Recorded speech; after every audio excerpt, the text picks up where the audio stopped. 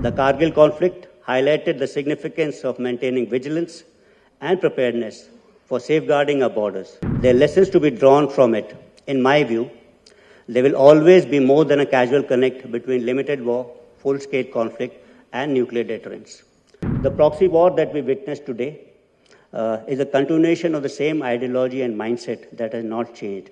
We must, as Oliver Cromwell had said, trust in God, but keep your powder dry.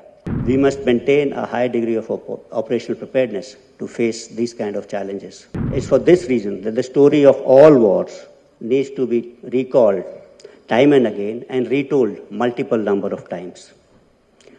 The memory of the sacrifices made by the soldiers must become part of our national folklore, as indeed it had become during the Kargil War.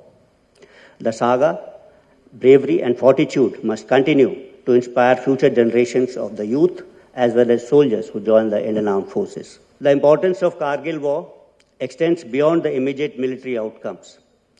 It was a conflict that underscored the need for a robust and responsive defense strategy. The Kargil conflict highlighted the significance of maintaining vigilance and preparedness for safeguarding our borders. It also emphasized the importance of public and international diplomacy. A mention of that was made by Barun, a strategy which was then used effectively, not only to neutralize the narratives being created by the inimical adversaries, but also to gain global popular support for that particular war. Kargil War was a limited war. It was the first limited war fought on this subcontinent, and it was fought under a nuclear overhang. Another mention was made of this. Both nations had demonstrated the nuclear weapon capability in 1988. Both these terms were new to India, to the Indian Armed Forces, and to the Indian subcontinent. There are lessons to be drawn from it. In my view, there will always be more than a casual connect between limited war, full-scale conflict, and nuclear deterrence. A somewhat similar kind of a scenario right now is being played in the conflict in Eastern Europe. While we discuss and draw lessons from the past, we must look into the future, as no war in future is going to be fought as the last one. And Indian Armed Forces must be prepared for the same. War and warfare is evolving at a very, very rapid pace. Its character as well as nature is both changing very rapidly because of rapid transformation in technology and ongoing geopolitical flux. Both are following a very non-linear and unpredictable path. We can say that we are actually now on the cusp of a third revolution in military affairs, and the Indian Armed Forces must plan to enter this particular revolution with military affairs along with the advanced militaries of the world. The nature of military and non-military security challenges bring to fore the imperative need for the armed forces to be prepared for multi-domain and multi-spectrum challenges. There is an inescapable requirement of seamless integration across all domains: land, sea, air, space, information, and cyberspace, and infusion of interoperable systems amongst various branches of the armed forces. That, I think, will lay the basic foundation for us to be prepared for warfare of the future.